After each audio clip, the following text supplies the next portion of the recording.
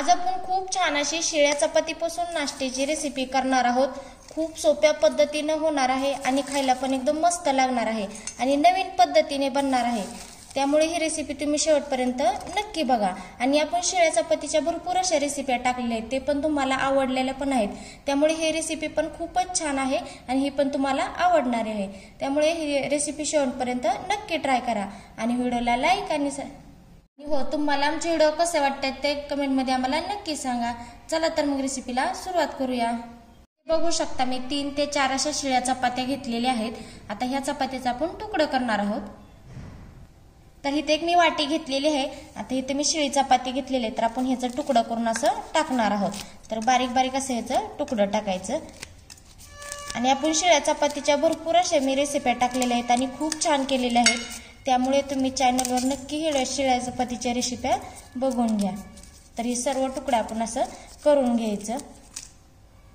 तर इथे बघू शकता आपण सर्व चपात्याचं असं बारीक तुकडे करून घेतलेले आहेत।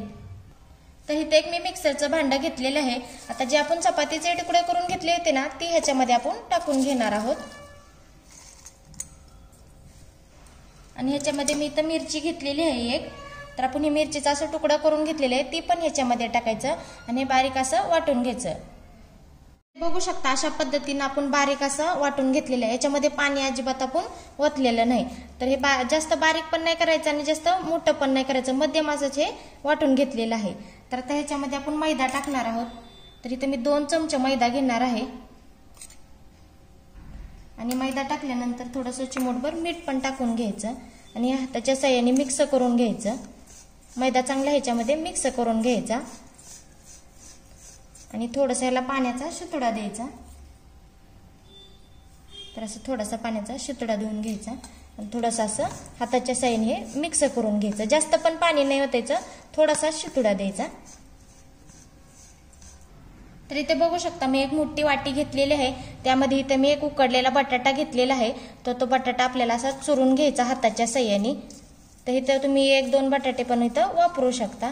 तर इथं बारीक असा चांगला असा चुरून घ्यायचा। तर इथं गरम गरम बटाटा असला ना, तर असं लगेच चुरून घ्यायचं नाही, बटाट्याला थोडंसं थंड होऊन द्यायचं आणि मग असा बटाटा चुरून घ्यायचा हाताच्या साहाय्याने। तर इथं बघू शकता मी बारीक असा बटाटा हाताच्या साहाय्याने चुरून घेतलेला आहे। तर इथं मी एक कांदा घेतला होता, तो असा बारीक चिरून घेतलेला आहे, तो पण ह्याच्यामध्ये टाकून घ्यायचा। इथं अर्धा चमचा मी जिरं घेतलेला आहे, जिरं पण ह्याच्यामध्ये टाकायचं। अर्धा चमचा मी गरम मसाला घेतलेला आहे, तो पण टाकायचा। आता इथं अर्धा चमचा लाल मिरची पावडर टाकायची आणि तिखट तुमच्या सोयीनुसार टाकायचं। थोडीशी कोथिंबीर टाकायची आणि चवीनुसार मीठ टाकायचं। तर आता इथं आपण मसाले सगळे असे टाकून घेतलेले आहे। तर हे काय करायचं, सर्व हाताच्या साहाय्याने मिक्स करून घ्यायचं। आणि इथं तुम्हाला चाट मसाला पण टाकायचा असला तरी टाकू शकता किंवा मॅगी मसाला पण तुम्ही टाकू शकता। ह्याचा चांगला असा गोळा बनवून घ्यायचा।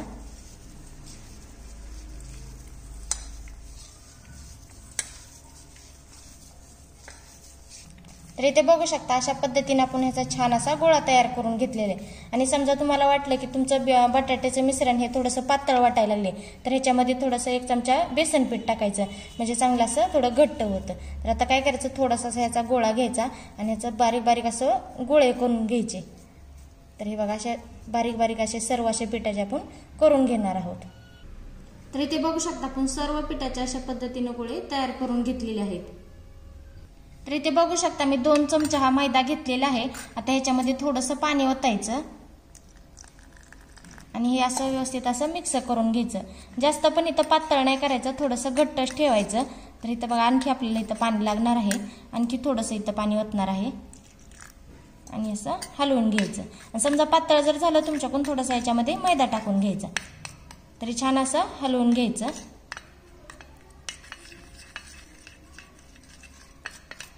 तर इथे बघू शकता अशा पद्धतीने आपण हे तयार करून घेतलेलं आहे। तर आता काय करायचं, तर आपण जो बटाट्याचा गोळा करून घेतला होता ना, तो ह्याच्यामध्ये आपण टाकून घेणार आहोत। तो व्यवस्थित असा ह्याच्यामध्ये ओला करून घ्यायचा आणि असं आपण ओला केल्यानंतर काय करायचं, जे आपण चपातीचे तुकडे करून घेतले होते ना, भिजवून घेतले होते ना, तर ह्याच्यामधला गोळा काढायचा आणि ह्याच्यामध्ये असं व्यवस्थित हे तुकडे ह्याच्यामध्ये लावून घ्यायचे। तर हे बघा, अशा पद्धतीने आपण सर्व गोळ्याला असे चपातीचे तुकडे लावून घेणार आहोत. ते बघू शकता, सर्व आपण अशा पद्धतीने तयार करून घेतलेलं आहे. तर इथे गॅसवर एक कढई ठेवलेली आहे, त्याच्यामध्ये तेल टाकलेलं आहे. तेल चांगलं असं गरम करून घ्यायचं. तर इथे बघू शकता, आपलं तेल चांगलं असं गरम झालेलं आहे. गॅस आपण मोठा ठेवलेला होता, आता गॅस आपण मध्यम ठेवायचा आणि जे आपण तयार करून घेतलं होतं ना ते ह्याच्यामध्ये टाकून घ्यायचं. तर इथं मध्यम गॅसवरती लालसर होईपर्यंत आपण ह्याला तळून घेणार आहोत. आणि साईडने असं थोडंसं तेल टाकायचं वरती, म्हणजे व्यवस्थित असं तळून निघतं. तर इथे बघू शकता, मध्यम गॅसवरती लालसर होईपर्यंत आपण हे तळून घेतलेलं आहे. तर आता आपण हे काढून घेणार आहोत. तर छान असं तळून पण झालेलं आहे. तर अशाच पद्धतीने आपण बाकीचं पण तळून घेणार आहोत. तर इथे बघू शकता, मस्त आपला शिळ्या चपातीपासून नाश्ता तयार झालेला आहे. खूप छान पण झालेला आहे. तर इथे मी तुम्हाला एक तोडून दाखवते. तर मस्त असा कुरकुरीत आपला हा नाश्ता तयार झालेला आहे.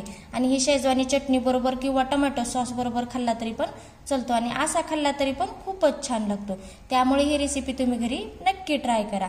आणि व्हिडिओला लाईक आणि सबस्क्राईब करायला विसरू नका आणि घंटीचं बटन अवश्य दाबा. चला तर भेटूया पुढच्या रेसिपीमध्ये. धन्यवाद.